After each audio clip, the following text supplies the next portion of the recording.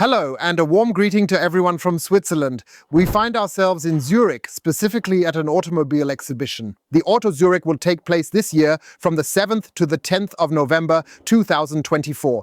And here, you can not only experience the latest electric vehicles statically in exhibition halls, but rather, and Stefan will demonstrate this to you, you have the opportunity to test drive nearly all the displayed electric vehicles. There's also the new Renault 5, the new Kia EV3, and the Polestar 3 included. It's truly an incredible story that gives you the chance to not just look at it in a static manner, but also really experience it live and firsthand. Yes, we have the unique opportunity to sneak around, so to speak, during the media day the day before and leisurely walk through the entire trade fair in advance so that we can report back to you in the absolute best possible way. And we don't want to waste any time, so please check if you're already part of the Einfach Electric community. If not, we would be delighted if you support us with your free subscription. That would also help us a lot in our daily work. And feel free to hit the notification bell so you won't miss a video in the future. Now it's kicking off. We're making our way into the Auto Zürich in Zurich to discover and explore what new advancements e-mobility has to showcase. The very first highlight of Auto Zürich is already waiting just outside the door, and it's none other than the Genesis GV60. And not in the way you've known it or have already seen it on YouTube, but rather as the impressive Magma concept car. And I can confidently inform you all that this extraordinary high-performance vehicle is absolutely on track to be manufactured in a form quite similar to this in the year 2025, and it will definitely make its way over to us here in Europe. That means there will be the very sportiest version, so to say, from Genesis for the GV60 offered in the Magma edition. It's exceptionally beautiful in a striking and vibrant shade of orange. In terms of performance, it won't reach 1,000 horsepower, but it will deliver a bit less, which is still quite impressive for any enthusiast. They wouldn't disclose how much it is either. I attempted everything I could, even bringing up the show Pretty Woman, which is currently playing here in Zurich, but I still managed to get no information. I think the rear wing is awesome, and what I also find really great are these flaps up here. We typically know that from the Porsche GT3 RS, it has those nice roof flaps too, to achieve outstandingly high performance. Yes, we have the special opportunity to open the door of this concept car just for you. That means there are racing seats installed here as well, upholstered with a significant amount of Alcantara, which is the Spanish version of a microfiber fabric. And naturally, harmonizing with the orange exterior color, there's beautiful stitching. Well, I am quite confident that when this car eventually makes its way into our market, quite a few performance-oriented drivers might indeed opt to fully embrace electromobility simply because ultimately I am convinced it can accelerate with impressive speed and rapidness. I could envision that Genesis, given it is part of the Hyundai Motor Company group, may likely incorporate several features from the Hyundai Ioniq 5N, which we have in fact already showcased to you earlier on our channel. Step in here, I believe he was offering around 598 horsepower from memory. Therefore, I suspect that if we are fortunate, we might even surpass the 600 horsepower mark here. Slide out, which is quite unfortunate because we probably won't receive approval in Germany for these specific rims and their attachments as one might expect. Therefore, the wheel design will likely need to change slightly compared to what was originally intended. But what I find really cool is that Genesis is taking a genuinely progressive approach here, actively aiming to captivate and thrill performance-minded enthusiasts with an exciting sports car model like the Magma. One of the major highlights at Auto Zürich is the MG Cyberster. It is very eagerly awaited in Germany, stirring up considerable excitement among car enthusiasts. It's set to become the first fully electric roadster, with many eagerly awaiting its debut. And as you can see right here on the platform, it's very flat and truly quite low. MG has successfully managed to concentrate the battery pack to a height of 10 centimeters, making this vehicle depth possible, then entirely possible. Among the notable highlights are the scissor doors. This means when we press the correct button, the door opens in an electronic manner and closes in an electronic manner as well. I genuinely believe it's an excellent system, thoroughly equipped with advanced ultrasonic sensors. These sensors ensure that nothing gets damaged when entering or exiting any parking space, offering additional safety. Yes, it's powered either as RWD with plenty of power, I think it will have around 300 horsepower, or as AWD with even 510 horsepower, where it should accelerate from 0 to 100 kilometers per hour in 3.3 seconds, Stefan. Sure, or how should he? And so that you can fully experience roadster pleasure while traveling in such a fantastic roadster, it naturally boasts a spacious trunk volume where you can easily fit at least 2 carry-on suitcases of that size along with a travel bag. An important consideration for weekend trips and possibly longer stays, given Schwitz's remarkable scenery and charm. Yes, the convertible top comes in a sleek black color as well as a stunning Bordeaux red, perfectly complementing the interior, which we will be showing you in just a moment. And this convertible top opens in just 10 seconds at speeds of up to 50 kilometers per hour. Therefore, even while you are driving, if it suddenly starts to rain, you have the convenient option to either open or close the vehicle's top accordingly. It's just a pure two-seater, but I have to say it's an awesome concept. We'll also take a closer look at the cockpit in a moment. The interior is once again offered in this Bordeaux red with black or in a light gray with black accents.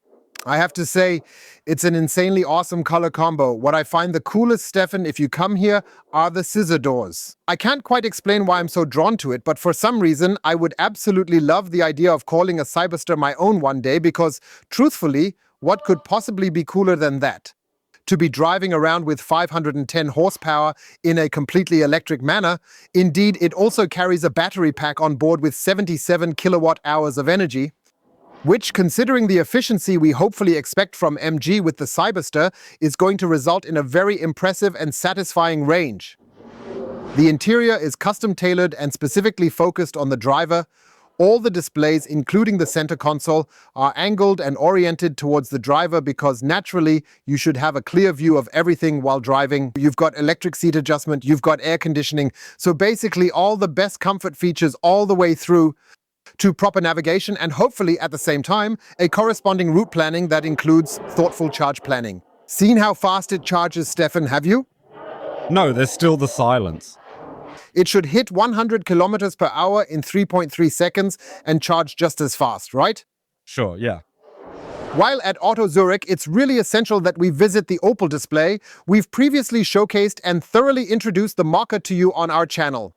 Opel has proudly showcased both of its most recent and latest all-electric vehicles right here for everyone to see. Let's head into the compact class now, focusing on the Frontera Electric. You will find it offered both as a traditional internal combustion engine and as a fully battery electric vehicle.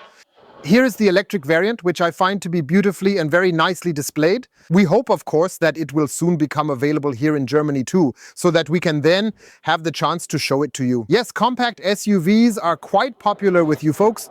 A key feature is that it can be a 7-seater, Stefan. Fitting all of this into such a compact size is impressive. You can get it in a stylish two-tone design, adding a sporty touch with black accents and your choice of color. Here it's in metallic orange, which looks great on the Frontera, enhancing its visual appeal significantly.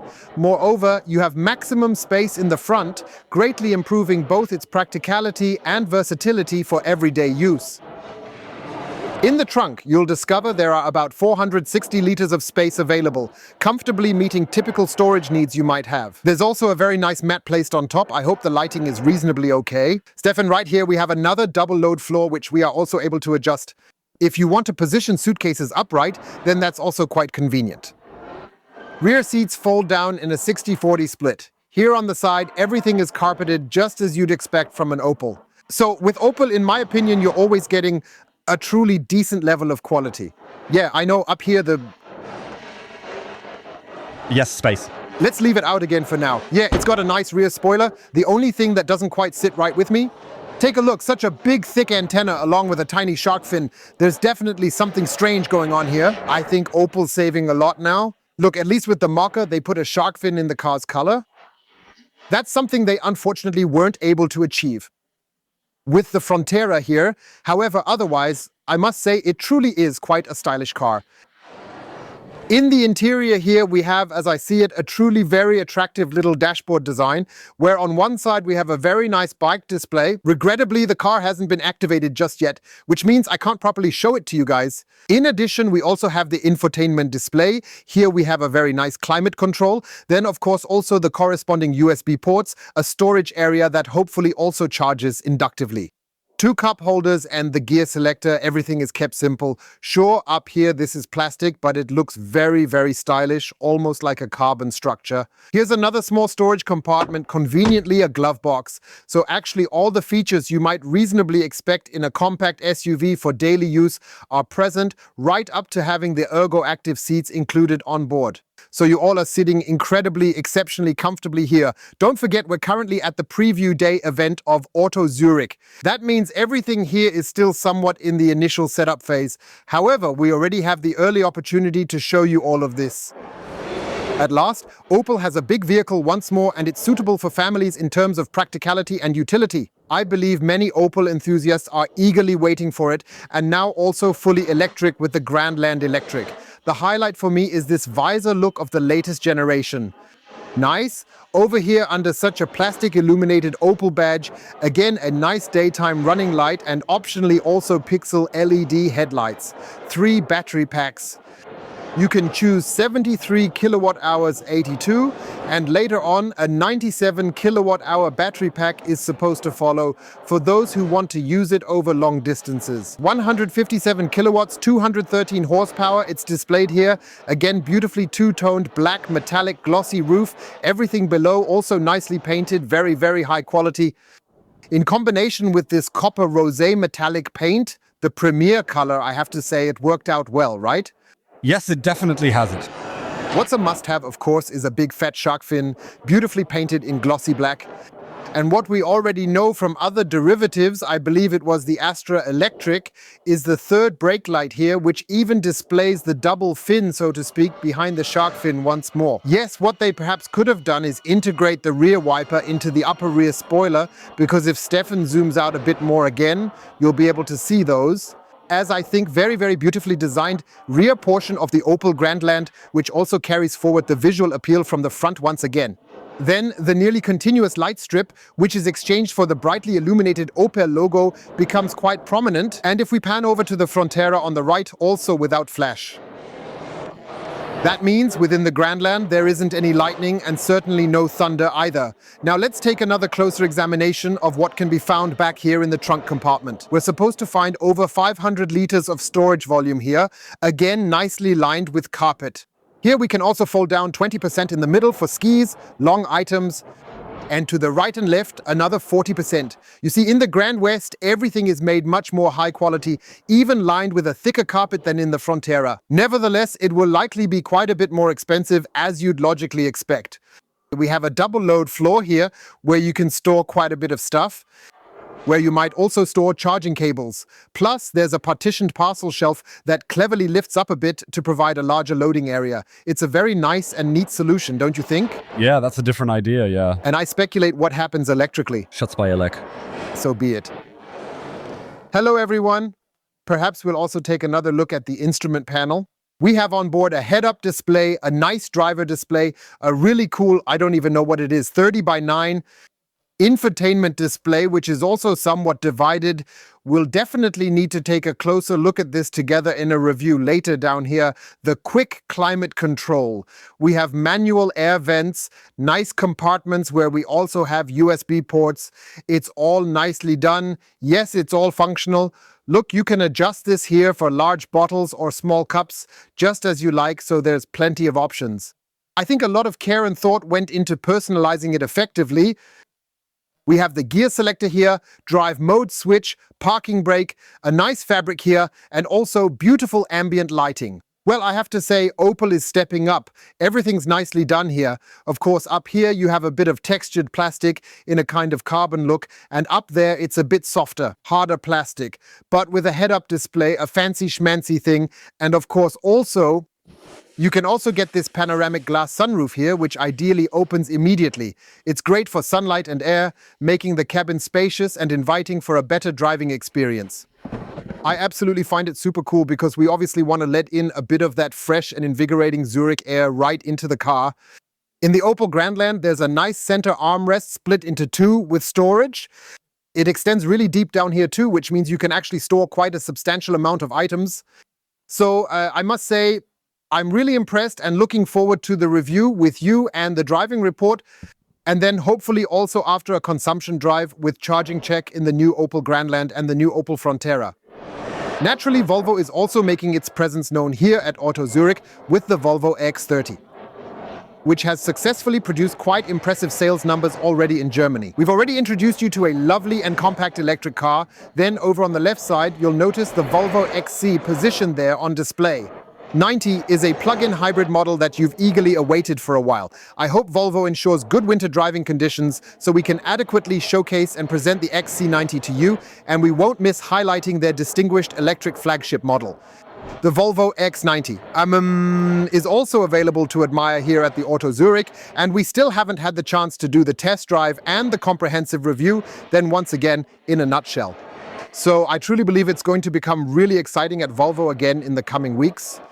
Situated right after Volvo is Polestar. Polestar has indeed been a dedicated partner on our channel, which we've already showcased to you extensively and in great detail. On one hand, with the evergreen, the Polestar 2 in all possible variants, as RWD with small battery, large battery, and as AWD, you can find them in the timeline. And naturally, we can't overlook the jewel, the highlight, the Polestar 4. It's labeled as an electric SUV coupe, yet it leans more towards being a crossover and is almost akin to a sedan with its design elements and features. Great car, and for those searching for a superb electric SUV that's both performant and elegant, reflecting Nordic design, they'll find it in the Polestar 3. So in that regard, Polestar is once again here with all the highlights at Auto Zürich. Nissan is at Auto Zürich with its new top model, which we don't even have in Germany yet, as far as I know, the Ariya as Nismo. Gained quite a bit of recognition through gaming. As it represents the sportiest version of Nissan. Then all-wheel drive with 320 kg, 435 horsepower, received a nice front bumper, nice side skirts, and also, especially here, in this blue-grey.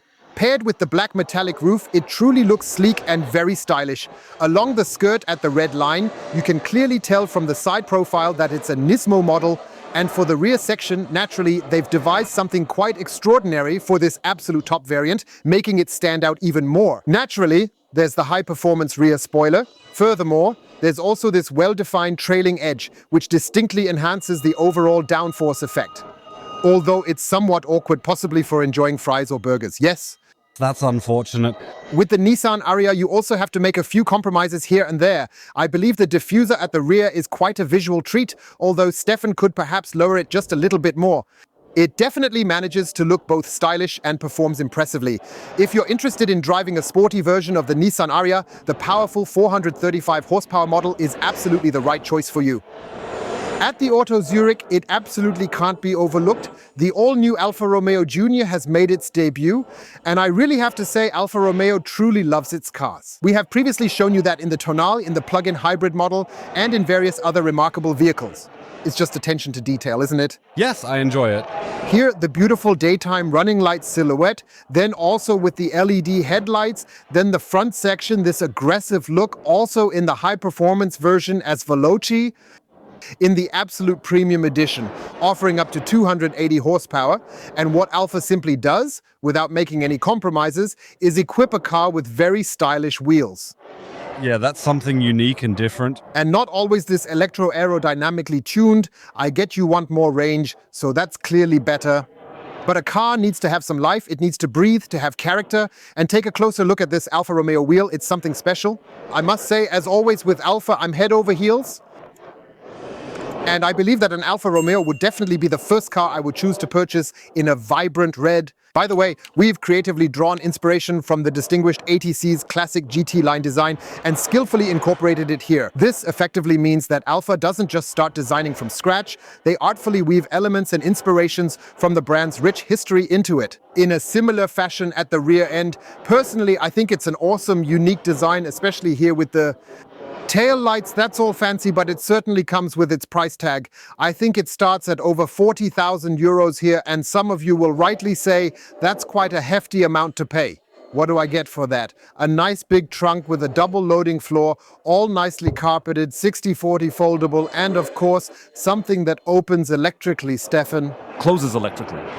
That's essentially how it's meant to be, and naturally at this point we definitely want to take another detailed look inside. Alfa Romeo's interior design truly makes no compromises. Just take a look at these beautifully crafted hood scoops here. It's characteristic of the classic round instruments from the past, staying true to the original design. And I have to tell you, I absolutely love it when you stay true to the design line. You know, it's just all about maintaining that classy, sophisticated, and elegant look. And what's also brilliant is the ambient lighting that's integrated into the air vents, which is, again, integrated into the curvature here. That's simply sophisticated and stylish. It's the essence of Italian flair. And with that, you consciously aim to distinctly set yourself apart from other competing brands. This thoughtful design includes plenty of luxurious Alcantara, expertly integrated here with what seems to be fine leather or high-end faux leather materials. Here too, there's a lot of Alcantara, though not clear due to lighting issues. We have an impressive infotainment display for music, navigation, and the driver. We also have a nice little storage here. We have the central engine start-stop, just like we know from combustion engines. I know some will say we don't need it, but we also have smart solutions like having the home button, vehicle settings, menus, centralized layout, centralized controls for the air conditioning system. I must say, the entire setup is ergonomically top-notch. Yes, all the way to the center armrest, which is also, once again, very, very cool with Alcantara covering. And now I'm going to show you a highlight, and that's the racing seats. But Stefan needs to take a look through the passenger door. Isn't that awesome? Yeah, it's great. This is truly a genuine racing seat. Take note of how the thigh support almost entirely matches the length of my fingers. Then here's the lumbar area, really nicely frozen out. Shoulder pads, integrated headrests. Here's the Veloci edition, V Alfa Romeo nicely incorporated here again. It's simply a true love for detail. And I must say that's why I love, sorry for being honest, Alfa Romeo. What I don't love it for, and I'm critical is, well, you know, Yeah, we really know it. you saw where I was moving around here, how it always rattled. But you can be excited. The Alfa Romeo Junior has arrived in Berlin at Auto Zürich and will soon be showcasing a detailed review complete with a test drive of this car.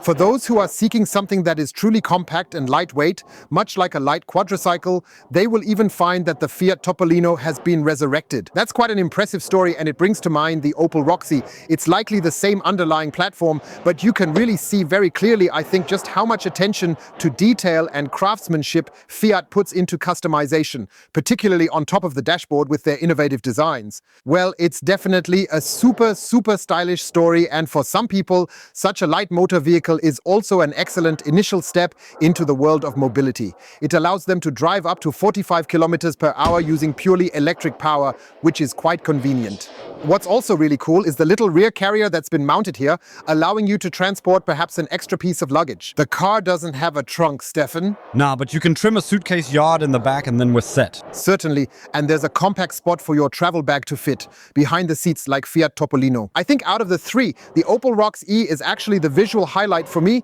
compared to the Citroën. Take a look at the hubcaps, would you? They really have a certain coolness to them, don't you think? That's epic. I think it's a cult hit now. I'm certain you can still recall the time when we presented you with the Fiat 500e model as an Abarth. Take a look, Stefan, over there. It's actually in that color, which I believe was called Speed Yellow or something similar back in the day. The Fiat 600e is now actually available as an Abarth version, and it's beautifully displayed here in the striking presentation color purple. It looks absolutely amazing, incredibly cool, and it boasts the Scorpionissimo equipment package. What that means is, as you'll soon notice, just like with the Alfa Romeo, we've got an ultra-sporty design here and a system performance of 280 horsepower. Stefan, you can really feel the power and style in every detail of this car. Pretty decent. And I have to hand it to Fiat because with the Abarth 500e, I thought the performance was quite good, although it definitely could have been a bit more. Yes, that was more expected. I'm even more thrilled to have the opportunity to show you all the Abarth 600e in detailed fashion. When Stefan moves in a little closer, you'll really get a great view of the rear spoiler, which looks awesome and also features air vents. Well, that's all quite an impressive and cool design featuring the Scorpion on it. I'll even let the shark fin on top slide today, and of course it also has quite a nice rear section. Diffuser, well suited for the robust 280 horsepower engine. Let's take a look inside to explore the creative and imaginative interior concepts that Abarth has designed. And here too, the interior of the 600e has been Abarthized. That means, of course, we have the 12 o'clock marking, we have Alcantara, and we have a faux leather mix here. We always have the Scorpion centrally here on the hubcap. We have tactile buttons. We have nice Driver information display, which is also fully digital and digitized, along with the Scorpion track mode that unleashes its fiery, fierce, and impressive 280 horsepower to truly take off and soar through the air, don't you think? Absolutely. Now, just the question of when we get to let him fly, because I would be up for it, right? Yes, definitely. Because I'm sitting here once more in these super thick and fat racing seats, which we'll be showing you from the outside in just a short while. Please take a moment to check out the racing seats in a Fiat 600e as Abarth. Those are once again amazing thigh supports as long as fingers, and they provide really excellent lumbar support, shoulder pad. Then once more you see the Abarth and the Scorpion beautifully embedded in the headrest with a generous amount of Alcantara utilized here. I have to say that's truly an impressive and quality design, and I believe it rightfully carries the Abarth name. Wouldn't you agree, Stefan? Absolutely. I think it's fun on the racetrack too. I believe that very soon you'll get the opportunity to fully experience it in our driving adventure. Newly arrived direct from Italy is the Fiat Grande Panda. Naturally, this is an absolutely awesome vehicle which is anticipated to have a price tag of under 25,000 euros. A 44 kilowatt-hour battery stores 83 kilowatts with 183 horsepower, featuring a front motor and front-wheel drive. And the highlight is that you're not limited to charging with just CCS, and here underneath the charging port, yet unfortunately it can't be opened because this is still a concept car at this stage. And behind it is a 4.5 meter Type 2 charging cable that you can pull out, so you don't have all that fuss about where to store your charging cable and so on. I pull it out, charge it up, and then plug it back in once I'm finished. As far as I'm aware, I could also charge using a three-phase setup at an output of 11 kilowatts. That means the battery would be fully charged again in 4 hours. Yes, visually it's in a very, very nice color, kind of reminds me a bit of the Opel Grandland. Yeah, it's likely a Stellantis color, just named differently at Fiat than at Opel. And if you try to film through the window, please, because unfortunately we can't open the concept car as it has issues with the electronics. Then you'll also see very, very nicely the interior with the two displays, driver information display, infotainment display, and how much attention to detail, just like in the Fiat Panda, is included. That means here we also have a bit of microfiber fabrics, and if you, again, then turn the camera towards the seats, and you'll also notice a certain level of quality.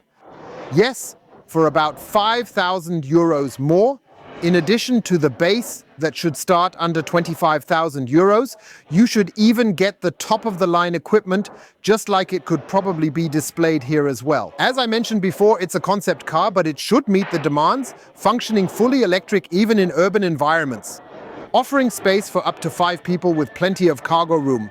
Moreover, it should definitely be capable of quick charging at the rear, using the CCS connector conveniently situated on the side, where you can also optionally fast charge. So basically, it's like a Swiss Army knife, right? Definitely, it will be interesting. SUV look, which is contemporary, everything a bit elevated, everything a bit grand, a bit like Fiat Grande Panda at the Auto Zürich. At long last, we managed to capture it on camera, the facelift and the new model year 2025 of the Hyundai Ioniq 5. And Hyundai made the decision to introduce the N-Line, and I find that incredibly exciting. Because in addition to the Ioniq 5N, Stefan, which is positioned here on the left, and that we've already shown you boasting over 600 horsepower, there's now also a sporty design line available for the regular consumer, making it more accessible for everyone. For that, we have this independent pixel design here below, also very, very finely drawn. On the side here, we also have the badge that prominently displays the N-Line, and there is also the option for the Matrix LED headlights, presumably to ensure the most optimal lighting conditions possible. In the first generation, it wasn't like that initially with the LED headlights. If we start heading down this way, Stefan can give you a bit more detailed look at the new front shirt.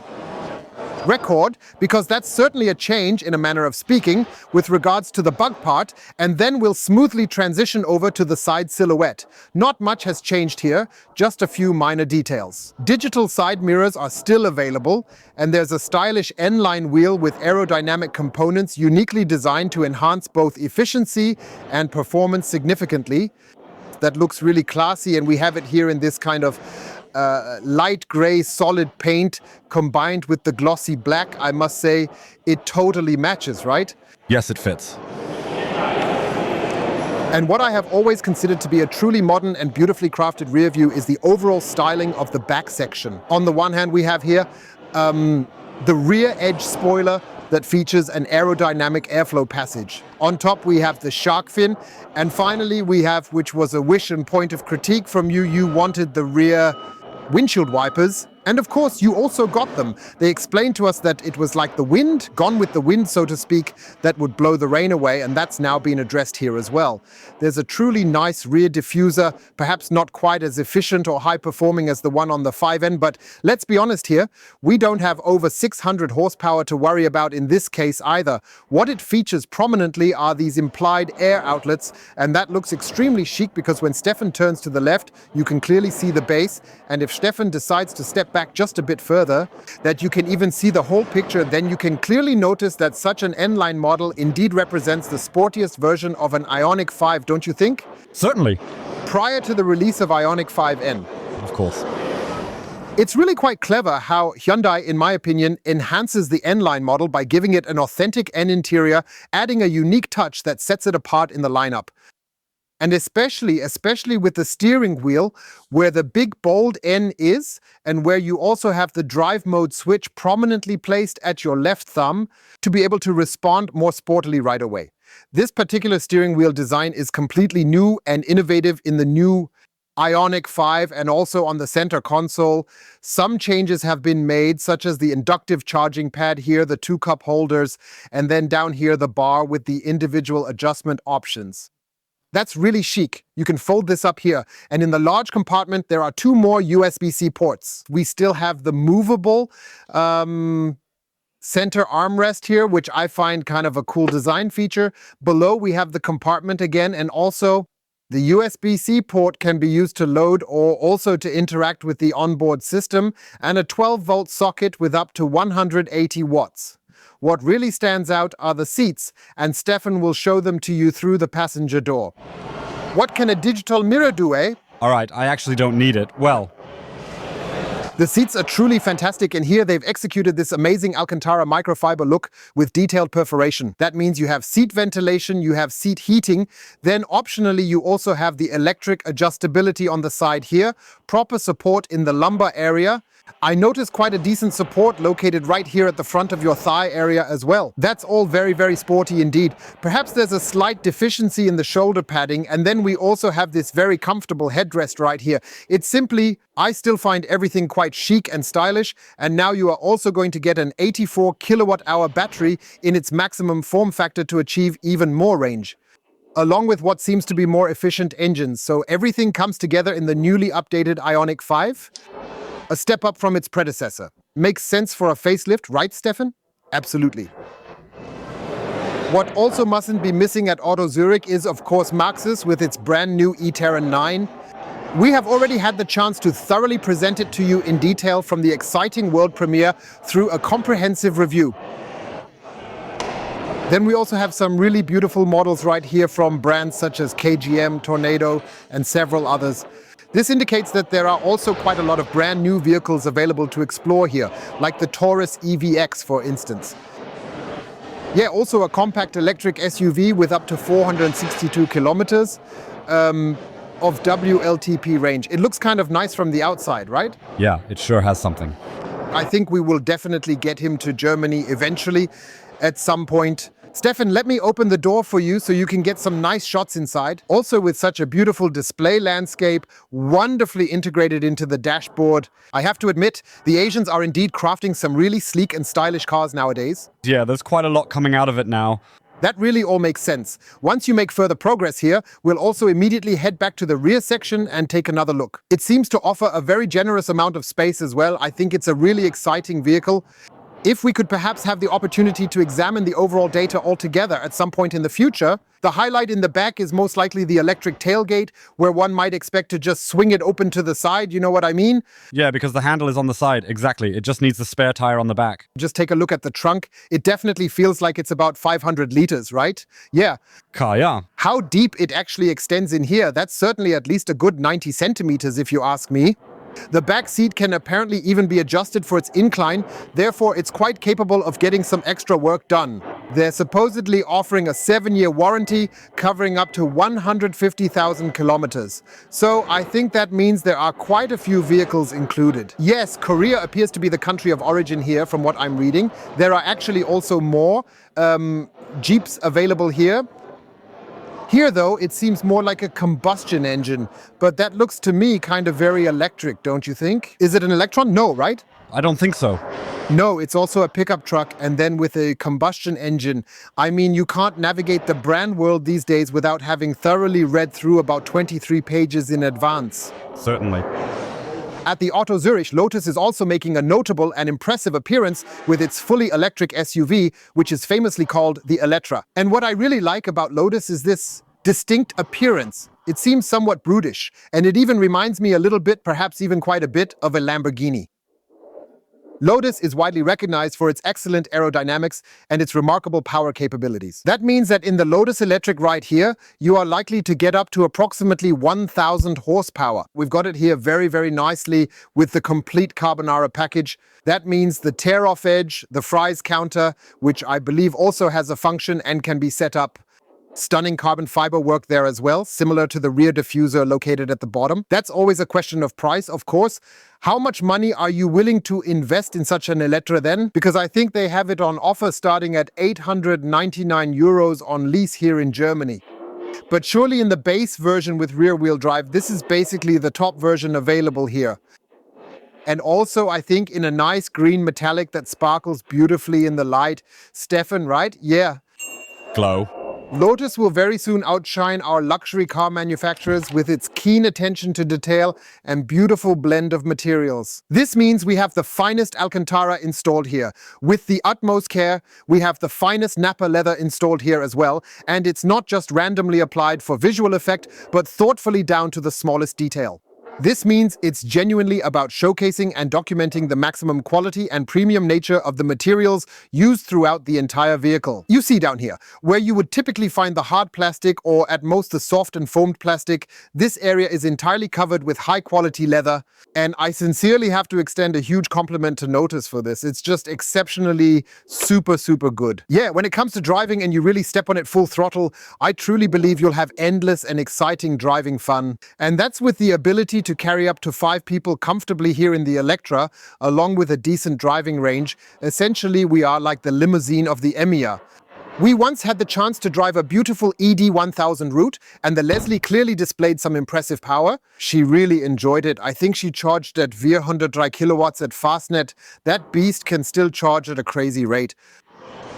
And that's what I really celebrate about Lotus, that you not only get an electric SUV, but you also receive a sedan with the Emir in this sleek, elegant white finish combined with a striking glossy black contrast and no carbon. You really get an immensely stunning luxury sedan featuring thick, sturdy black rims and a sleek and efficient brake system that intriguingly almost looks like a high-performance carbon ceramic one.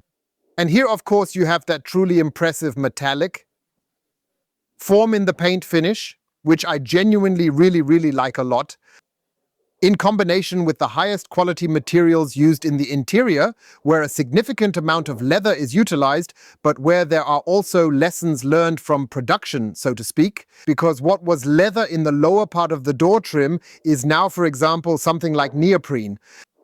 Since they mentioned that if you step on it with a shoe or expose it to moisture, it will still appear good and attractive for a long while. And in the limousine, you obviously have an incredibly large amount of space in the back area, allowing up to 5 people to travel comfortably and with sufficient room for everyone. And it's just a car that I think you very rarely encounter in everyday life, right? Yes, most definitely up to this point. Well, I think except on the ED1000 where Leslie drove it, we only saw it overtake on the highway once. Yes, exactly. In that regard, the Emir, much like the Elettra, provides a special opportunity for you to own and experience a car that's genuinely one of a kind. They demonstrated in a very beautiful way how the spoiler effectively functions in its various different stages.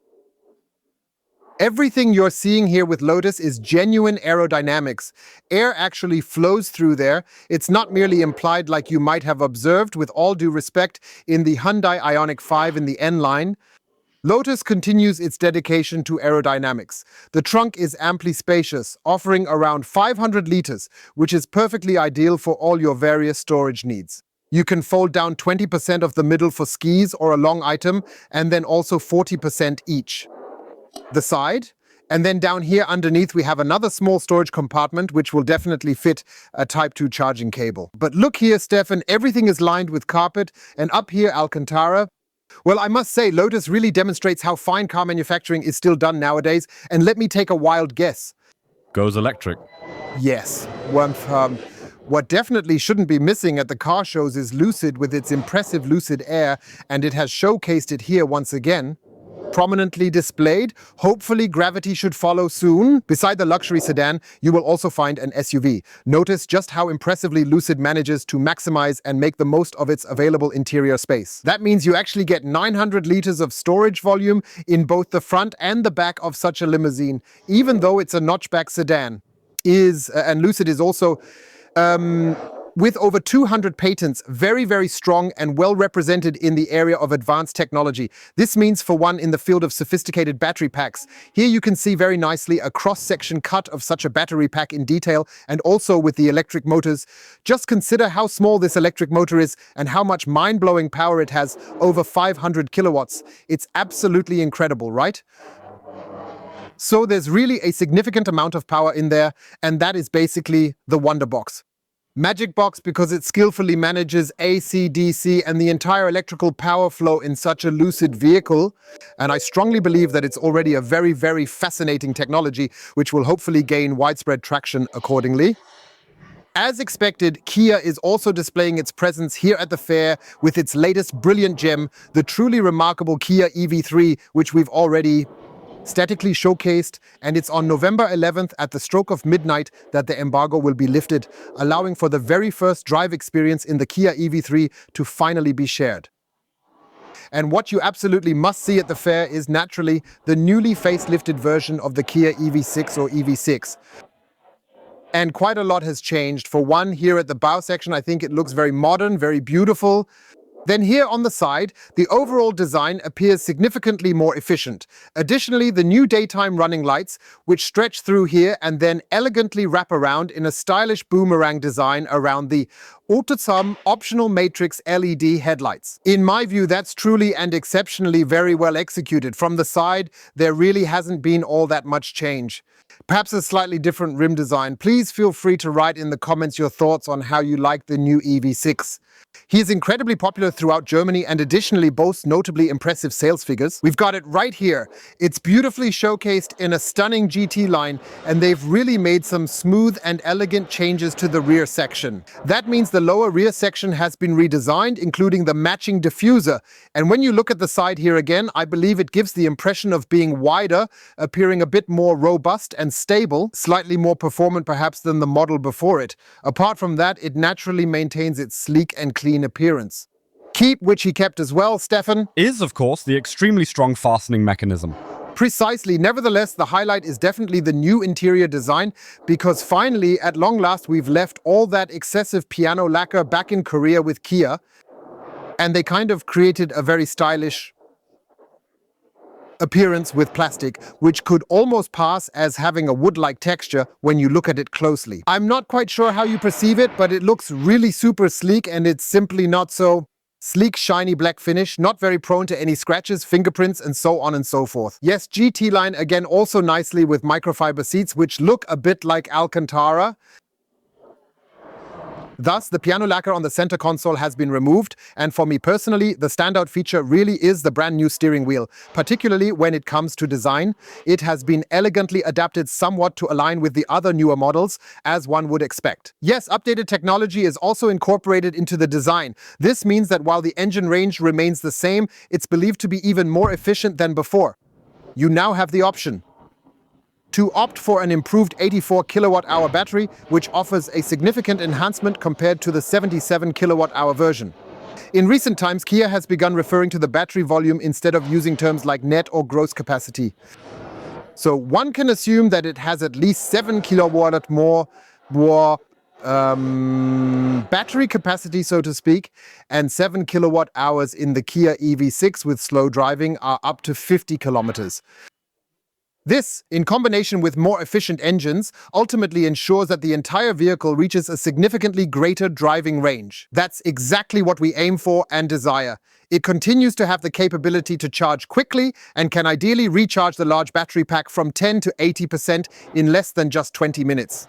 And I have to say, hats off Kia, that really looks well done. Leapmotor is also showcasing their entry model, the T03, at Auto Zürich as a small electric car.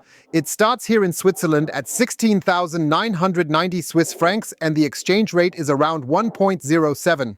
And with that, it's even cheaper in Switzerland than in Germany. So you see, the manufacturer sets the price for each country individually. We're renting you. Thoroughly showcased at IAA 2023, videos are online, and soon we will also provide you with a nice review, including a driving report. So get excited to discover what the Leapmotor T03 has in store for you.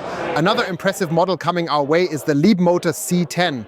Leapmotor is distributed through Stellantis, typically via Peugeot dealers, who also incorporate it into their dealership offerings. It starts with us in two versions. Entry-level version, I think, 36,000 euros, and then for 37,900 euros with better, larger equipment. I would always recommend that to you because I think that's quite a competitive price for such a compact electric motor. It's an electric SUV. You have plenty of space here in the area of the driver and passenger. Also, a chic, modern interior with a driver display with a large infotainment display. Everything is sleek with an inductive charging surface and a good mix of materials. I truly have to say, the Chinese are building some truly impressive cars. And based on what we've heard, they do plan to begin manufacturing at Stellantis in Europe. I believe Poland is being considered for that purpose, which means that future models are expected to also be manufactured within Europe itself. It's always about those classic import tariffs. You can clearly see there's amazing, massive space in the back. So starting at just over 36,000 euros, and then I believe a luxury version starting at just over 37,000 euros. Those are competitive prices, right?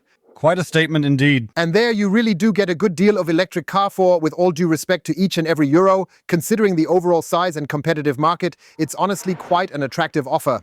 Absolutely. The only aspect to consider is what I obviously don't know because I wasn't paying attention, and especially since you can't really see it in this lighting, is how exactly this tailgate opens. Well, I just can't seem to spot any kind of switch or button here. So now we'll have to try and see if there's anything we can do from the inside to solve this. we found him, right? We did. Here's the button the expert knows, recognizes, and confidently presses. And then the tailgate even opens electrically, and here it feels like, I would estimate, almost 500 liters of storage space. You can fold down the rear seats in a convenient 60-40 split as well. All in all, there's a double load floor here, offering ample space to store various things. And for the price, Stefan, I must say it's really cool. And then there's just so many cars, it's crazy. You know, that's the nation with the extensive dealer network. That's really quite clever of Liebmann. And I still remember when we showcased the T03 at the IAA, how many T03s were shown, whether they're coming to Germany, and we already knew they were looking for a partner. Now they found one with Stellantis, and we'll show you shortly the third model, which quite a few people might not be familiar with yet. We are able to provide you with a preview towards the end of 25 or perhaps at the beginning of 26, as Leapmotor is set to up its game with a bigger, more impressive model, the Leapmotor C16. Presented here is a lovely violet. Metallic SUV, very large and robust in appearance. Unfortunately, as the vehicle is locked, we are unable to take a look inside the cabin. We can't access the interior here either, as it's locked. It's possible it could still be a prototype, a concept car, but Stefan will try to carefully pan the camera through the window to show the interior. I must say, I'm really impressed. So, a huge SUV, again with a driver information display, then the infotainment display. Actually, the center console is almost identical to the dashboard, and then we have two individual seats in the back, I can tell through the privacy glass. You likely also get a continuous rear bench, and then there's even a third row of seats. That means it'll be available as a 6 or 7-seater, and that's indeed quite a massive colossus. Definitely, but take a look at the deck, it looks very nice too. In terms of design, if you pan right, you can see how beautifully it lights up. These are really sleek, clean cars that don't seem cheap or inexpensive in any way. Everything looks high quality, especially with the material mix and the faux leathers. So what will it probably cost? 10 more? I would have guessed mid-40s maybe, mid to late 40s perhaps. Where can you find such a large SUV, possibly from the traditional automobile manufacturers? Well, I believe Leapmotor is going to become quite intriguing going forward. Plus, there are also the traditional brands, such as Land Rover with its impressive Discovery Defender model. Range Rover is on board. Bentley is also showcasing its brand new models, typical for Switzerland. There are indeed many new things to discover. And also, Aston Martin is proudly represented here with its various individual vehicles. We always want to give you an overall view. Unfortunately, it's not yet the case with all mentioned brands that they are fully electrified. Well, it's just time. And even Jaguar, to thoroughly round out that notion, also showcased a final production version of an F-Type instead of somehow unveiling its promising and exciting new all-electric future vehicle lineup. Well, let's see. So they kind of settled in a bit at VW. They've also shown the Tayron instead of like the ID2 or anything future-oriented, while the Tayron has become a very, very beautiful SUV, replacing the Tiggan All-Space and serving as the link between the Tiggan and also the Touareg. And naturally, we want to showcase the plug-in hybrid version right here on the channel for you all later on. Our French friends with the Peugeot are also present. We've already shown you the E3008. Everything is online, both the driving report and the consumption review. And the E5008 is gearing up to make its debut. Unfortunately, we haven't had the opportunity yet to film it for you. Prepare to get ready and excited about all the thrilling things soon coming your way with the Peugeot E5008. There's so much to look forward to. Yes, small but elegant. And I have to say, the new Renault R5 Electric is genuinely super chic and quite impressive. It is showcased here in an absolutely stunning yellow metallic finish, and it really stands out with its sleek and modern design. I find it cool how Renault pays tribute to earlier classic generations by blending nostalgic elements with modern technology and a sleek contemporary style. And to bring that iconic R5 feeling to life once more, really capturing its essence in the new era within the exciting future of electric mobility. Pretty sleek design, right?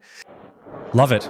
A real little zippy performer where you can just present and show your everyday life in an urban environment pleasantly different, rather than in one of those, well, I don't want to mention any names or get discredited again. True. Let's move on to the rear section, which I find very stylishly done. I was born in '75, so I'm 49 years old, and of course, I still know the classic, the Renault 5. And I have to say, I'm absolutely thrilled and really excited to dive into this, but I can also tell you that the Renault R5 is already in preparation too. Just like the upcoming and exciting new Dacia Spring Electric, unfortunately, we simply haven't found the opportunity to shoot the videos yet. Well, we simply need a couple more hours in the day. And you can also see inside very nicely the bike display, the large infotainment display, the wonderful multifunction steering wheel flattened at the top and bottom, which has these shift paddles here, but they're quite easy to press. So not every little thing always has to be fully tactile as long as it performs and functions really effectively. Yes, so right here you have an array of switches with everything from gear selectors to wipers and music controls. I think Renault's approach to setting this up isn't done very well at all. But that's also my personal opinion because I just find 3 switches to be too much. Yeah, that does look kind of weird. Indeed, that's correct. Behind this is a Google automotive system, quite similar to what you have seen us demonstrate earlier with the Renault E-Tech. And that's why it's also a very, very good infotainment display, which is basically what you get here. Inductive charging surface, USB-C ports, again nicely with faux leather, picking up the yellow. And Stefan will take another look through the passenger door, then we'll show you the seats again. So there's genuinely a lot of attention to detail here, and I have to tell you, honestly, I have to send a little love to Renault for this fantastic design. Or just how incredibly cool is that with this awesome pattern up here? The seats are really modeled after the old R5 seats, aren't they? I was just about to say that. And child ISOFIX. You know, sort of angular, edgy with the extended seat cushion for people with long legs. Nice thigh support, nice lumbar support, sure, shoulder a bit less. Then here is the semi-integrated headrest. That's all super fancy. 3 times child ISOFIX is also very, very family friendly. And so you have a car, really. Sure, some might use it as their main vehicle, many as a second car, where you pleasantly stand out in a different way, and for that, just maximum love and admiration to Renault. I'm genuinely so thrilled that here on each of these hard plastic surfaces, I will most certainly but absolutely switch underneath the bit of piano finish.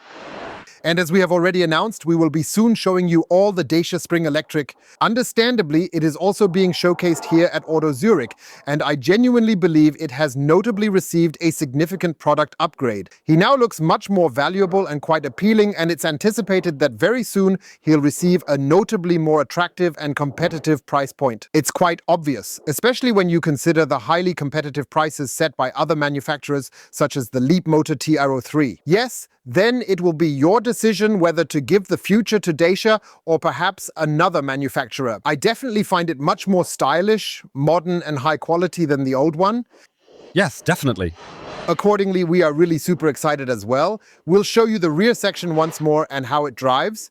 And we'll be presenting it to you through a classic review, naturally including the factory tour, of course, to provide a full and detailed experience.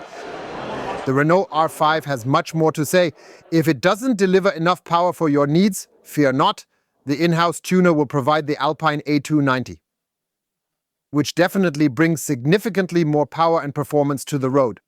And of course, a fitting high-performance chassis. They've almost crafted a unique design just with the appearance, I think, Stefan, right?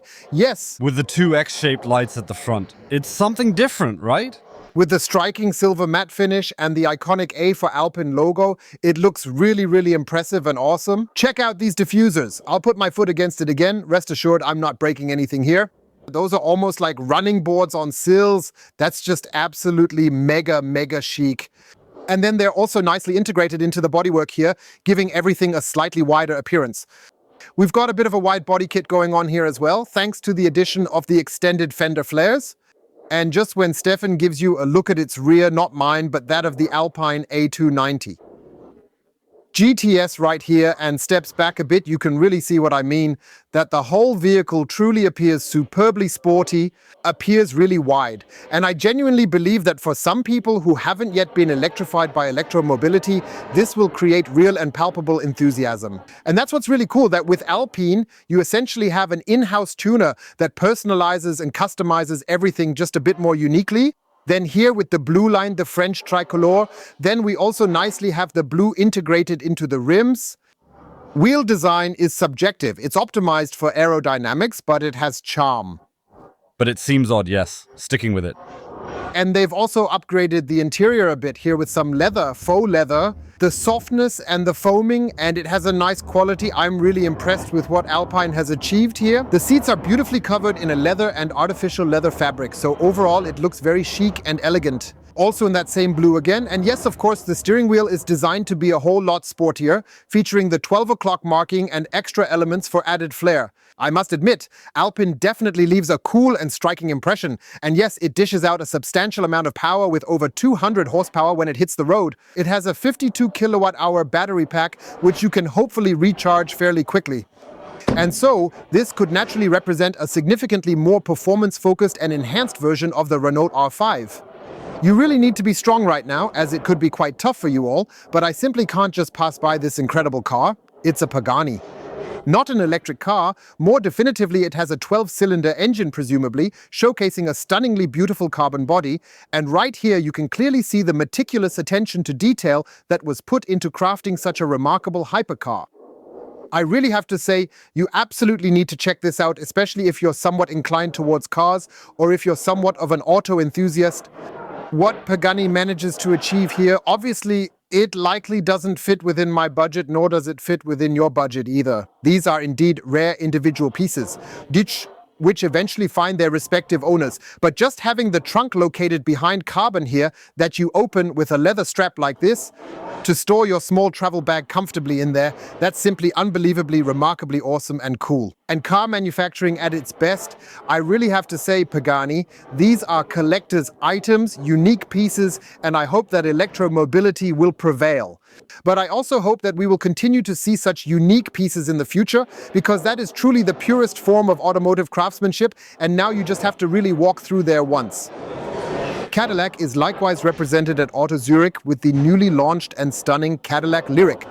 We have already thoroughly introduced it to you in a comprehensive and detailed video presentation. That's a remarkably interesting electric SUV because it delivers a truly exciting price-performance ratio with an extremely comfortable chassis, a great deal of power, over 500 horsepower, and a battery capacity of more than 100 kWh, which consequently ensures an appropriate range. You're encouraged to delve into our extensive review, which thoroughly features an elaborate and in-depth driving report. And coming soon, by the way, I have an insider tip, the Lyric Optics, a size smaller, and I think that's going to be really cool too.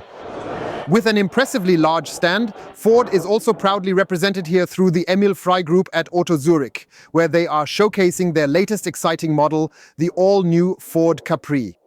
We haven't shown it to you yet, unfortunately, but that will follow. At the end of November, beginning of December, we will have the opportunity to present the Ford Capri to you in a detailed classic review with a driving report. I consider it a nice SUV coupe, even though it's certainly not supposed to have any connection to the classic Ford Capri. Naturally, the Ford Explorer is available as a fully electric vehicle as well, which we just recently presented to you thoroughly in an extensive classic review with a comprehensive test drive report. In my opinion, maybe in a nice light blue metallic, Stefan, right? Yeah, that was different. Looks sleek. Exactly. It's considered a classic SUV rather than simply a coupe, and it provides numerous advantages. Make sure you take the opportunity to watch the detailed video to gain all the comprehensive insights and information about the Ford Explorer. We are currently at Smart and unfortunately not yet with the #5, which is expected to arrive in Germany next year in the spring of 2025, but rather presenting with the concept car. But with Smart, it's generally the case that many aspects are produced in a way that is relatively close to the series production models. Well, you might not typically associate a large SUV with a Smart. Nonetheless, that's precisely what Smart is aiming to bring you as part of their continuously evolving and expanding vehicle lineup. You have the opportunity to feel like you're in a completely new space, and you can see that from the outside with so much space. Then to be electrically mobile in such a Smart #5, so to speak. A standout highlight will be that the Smart #5 will also be equipped with a battery system where you have the ability to charge a 100 kilowatt-hour battery from 10 to 80% in around 15 minutes. That means it will be capable of charging even more quickly than, for example, the current models of the Porsche Taycan or the Lotus Email. It's exciting to see if he can break the 400 kilowatt mark and how he'll do it. We're really curious about the price, right? Yes, that's what we're most excited about. Since Smart generally tends to offer, I believe, perhaps attractive value for the money, We'll look. not missing at the Auto Zürich is, of course, Porsche, proudly showcasing its all-electric Macan alongside the all-electric Taycan.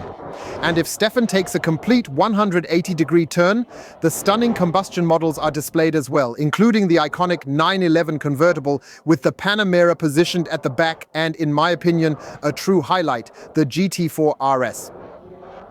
Of the Cayman, which undoubtedly brings real joy, Stefan has already had the thrilling experience of driving that on the racetrack, also shown in the video here in Oschersleben. So I think this is a high-performance car, Stefan, right? Absolutely.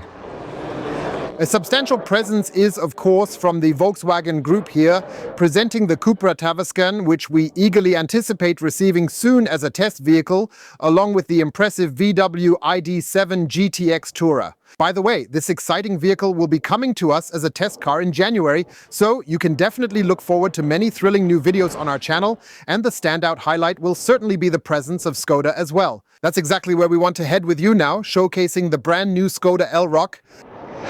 And there it is, the brand new Skoda Elroq. This vehicle is essentially the electric entry point into the realm of the compact car class. And it is anticipated to be available to us soon, hopefully around the year 2025, offering what is expected to be a very attractive price-performance ratio. Germany predominantly comes with 2 battery packs, a smaller one with 58 kilowatt hours, and then the larger one with 77 kilowatt hours as 60 and as an 85. Later, there'll also be an 85X. An RS version should also come, Stefan. So something performance-oriented from the Skoda Elroq. Here they've managed to fit it into a size of, a good 4.30 meters in vehicle length. to create a very comfortable and spacious environment, thus effectively and extensively utilizing the sense of space that electromobility offers, particularly in this innovative Scholler L-Rock model, which, for instance, can manifest itself in a particularly interesting and roomy trunk space. I'll go ahead and take the cover off for you. It was indeed here today for the big premiere at the Media Day event. In this section, you've got various levels. You have compartments on one side. I find that super awesome. So basically, you have a hat shelf that you can also adjust in height. That means you can position them in the traditional way up here or one level further down on this specific level. Depending on the way you want to use and load the vehicle, you have options, and I find it quite a clever idea to add an extra net under the parcel shelf where you can conveniently store a charging cable or other small items, keeping them secure and easily accessible when you need them. Yes, what you would certainly have here as well is, once again, a few storage options, so to speak, in the double loading floor, because the L-Rock, in typical Skoda and VW Group fashion, will unfortunately not get a frunk. Well, that's a shame, huh? But what operates electrically functions well. Powered operating. That's exactly how it should be. I think the Skoda L-Rock might be a strong contender and a favorite choice for many of you, because it also naturally provides plenty of space inside. Let's go ahead and begin with the rear section, so we can have a first look there. I genuinely believe there is indeed more than enough space for 4 adult people to comfortably embark on a delightful and enjoyable trip together. And naturally, in the front seats, where you'll be sitting on the Ergo Active seats, you will definitely find more than enough room to stretch out comfortably. And Skoda continues to remain loyal to its design line, which we have showcased to you, for example, in the Enyaq model that features a head-up display option. Then with a nice, spacious driver display and a large central infotainment screen where you'll find all the information and controls for a seamless drive. I need to say it's quite nice quality. Yeah, it really looks good. That's always been the case with Skoda, offering decent quality. I consistently perceive the standout feature, the real highlight, as the umbrella holder, which is typically reserved for luxury vehicles from prestigious brands such as Rolls-Royce. Yeah, so in that sense, Skoda really is, as they often say, simply clever. Big act. And in my opinion, it truly offers one of the very best value-for-money systems across the entire VW Group's range. At Auto Zürich, Audi is a must-see too. Audi has its top model from the A6 e-tron line, the S6 e-tron with over 500 horsepower. They presented it with all-wheel drive in a stunning turquoise blue metallic. What's your opinion on that, Stefan? Yeah, I'm not really into these grey accents. There's likely also a black package, an all-black version available, where instead of simply sticking with the silver option, you can actually get it in black. Yes, an attractive design aspect here is the silver anodized finish, which gracefully extends all around the car over the rear spoiler. Just a cool design line, and down here it's glossy black. I really do like that one better. And like with the S models, it also has silver caps on the mirrors. It also has nice rims that not only serve aerodynamics, but also offer a fine spoke optics ensure, and finally, a sleek car as an Avant, a station wagon on the new PPE platform, premium platform electric, 100 kilowatt hours battery, 10 to 80% with 800 volts technology in 21 minutes. This is the way Audi approaches electromobility. We've already shown and presented all of this information to you with the Q6 e-tron. Of course, let's take a closer look inside the curd room here to discover what Audi has in store for us. And first of all, the parcel shelf is split in two, meaning one part stays in place while the other part moves up electrically. Cool, right? That's brilliant, yeah. And then we have the opportunity here, I believe, to comfortably accommodate more than 500 liters of luggage in a very suitable manner. We can fold down the back seat, 20% in the middle for long items or skis, and then the remaining 40% on each side to store the cargo volume.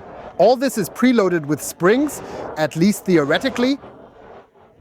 Additionally, we have a really convenient and nice double load floor here where you are able to store all the loading equipment, among other things. You can get an optional trailer hitch to enable you to pull the appropriate loads. And what about the electric stuff, Stefan? Shuts electrically. It definitely should be exactly the same with the S6 Audi e-tron Model 2. Let's now take an even closer inspection of the rear seating area. If the seat is naturally all the way back, all the way down, then of course it's a bit less space in the plan. Otherwise, I believe it's already a very generously designed car where you can travel comfortably with 4 or even 5 people for short distances. Of course, we have an air suspension system installed here, including the convenient soft close feature. Did you notice that? Yes, did you capture it on camera? No, show me again. Take a look at that. Isn't it really quite luxurious? Oh yes, that's very good indeed. And what I also find chic, look, not only soft close, but here when you have it, also Audi S6 Avant e-tron Quattro. Yeah, great. It's seen everywhere. Strong. Sure, you can see what statement you're making, right? Very good.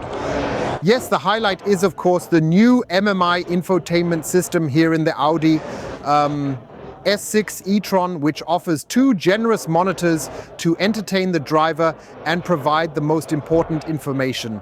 You've got a head-up display with augmented reality capabilities, and there's also that huge infotainment display where you can explore all the newest features and even stream content like YouTube videos. Then there's the special passenger display, which allows the passenger to enjoy watching movies while using Bluetooth headphones to listen to the sound privately, offering a really personalized entertainment experience. Yeah, what I'm not too fond of is this touch-sensitive button setup on the multifunction steering wheel, which also happens to be flat on the top, mirroring what we've already seen in the Q6 Audi e-tron shown. However, what's really cool in my opinion is the door panel here. It's nicely soft foamed, showcasing a pleasant grain, and then there's some lovely fabric added to provide an additional touch of elegance. But unfortunately, there's some piano lacquer around, especially on the center console. Audi is quite advanced in that area. Yeah, that's obviously not so great, of course. I'm honestly not much of a fan when it comes to piano lacquer, but ultimately that's your decision. So feel free to write your opinion about it into the comments about what you think. Yes, by the time the year wraps up, the first vehicles are anticipated to hit the market, including the Sportback, which is also available in a kind of sleek fastback silhouette, very sleek. And then, of course, we'll offer you a detailed review, including a comprehensive test drive and all the relevant details, just as you expect from us on Simply Electric. So stay tuned for the new Audi A6 E2 at the Zurich Auto Show. You also have beautiful classic cars showcased, including vintage vehicles that are naturally available for purchase and have been restored to the highest possible standards with exceptional attention to detail. There are truly magnificent gems included, like this one here, for instance. Stunning Ferraris are showcased, and there really is something to suit every budget in the classic range, ensuring that everyone can find something they love. As the Lamborghini Countach is showcased among others, classic car fans will indeed find a vast array of offerings available in approximately half a hall at the Auto Zürich event. And gradually, yet inevitably, we're reaching the concluding moments of the Auto Zürich show here in Zurich. And I have to say, it's truly an impressive exhibition, displaying numerous new electric vehicles, all with a fantastic and engaging presentation format. That means there's a media day where you get to see 23 new electric cars over 2 hours, and then you take a tour, which we also took you along for. As mentioned, you can also test drive many electric cars and plug-in hybrids here, which is great because you not only look at these cars statically, but you can also experience them live during a test drive. Thank you so much for taking the time to do this. It really feels like we've already reached something close to feature film length when it comes to a car show. We'd be absolutely thrilled if you give the video a thumbs up, and we'd be even more delighted if you support our work by subscribing to our channel for free, that we might have the opportunity to see each other again in one or another video related to electromobility. We sincerely say a heartfelt thank you for watching, keep healthy, and see you again soon. Yours, Olli. You, Stefan? I'm struggling to decide if I should drive a Genesis GV60. Or maybe opt for a Fiat 600e and a Bath 500e, or perhaps a Renault Scenic E-Tech. You've got quite the dilemma here, right? You know, I think I would go for the Renault 5. Yeah, Renault 5 is around here somewhere. It's already there too. Such a cool car, I really don't know. I just can't decide. Feel free to let us know in the comments what we should choose.